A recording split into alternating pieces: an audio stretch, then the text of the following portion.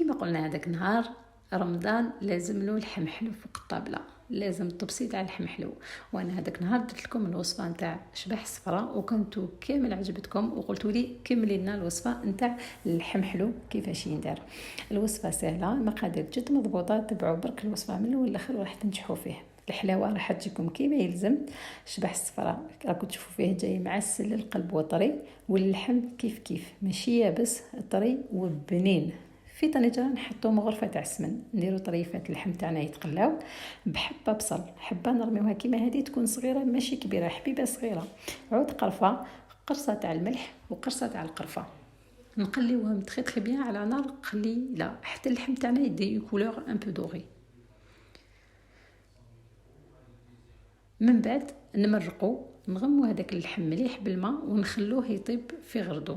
لازم اللحم تاعنا حتى يطيب تخي بيان. من بعد غير يطيب نصفيو المرقه تاعنا، نحيو هذاك اللحم بجيه، وهذيك البصل نحيوها خلاص، درناها غير باش تطلق لنا البنه نتاع اللحم، دوكا ما نسحقوهاش يعني ترموها. نحو هذاك فريمون نصفوه، ولا كان المرقه تاعنا كش ما قعد فيها نجوزوها في الباسوار باش نصفيوها كيما راكم تشوفوا المرقه تجي صافيه.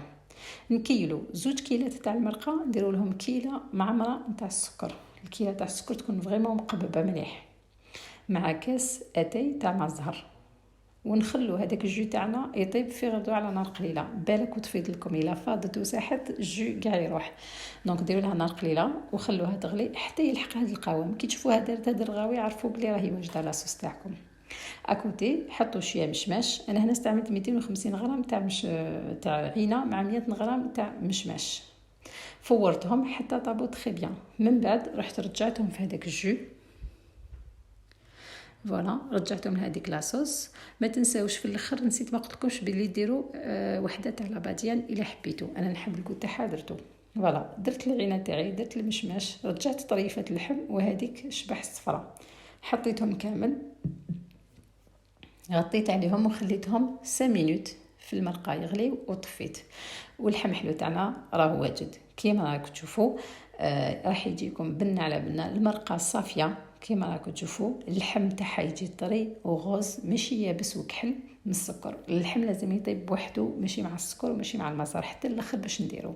وهنا الا حبيتوا تزيدوا تقطروا شويه مزهر تقدروا تقطروا. هذا هو طاجين حلو تاعنا، جيسبر يعجبكم. على بروشين ان شاء الله، غدوه تاني وصفه جديده سبيسيال رمضان.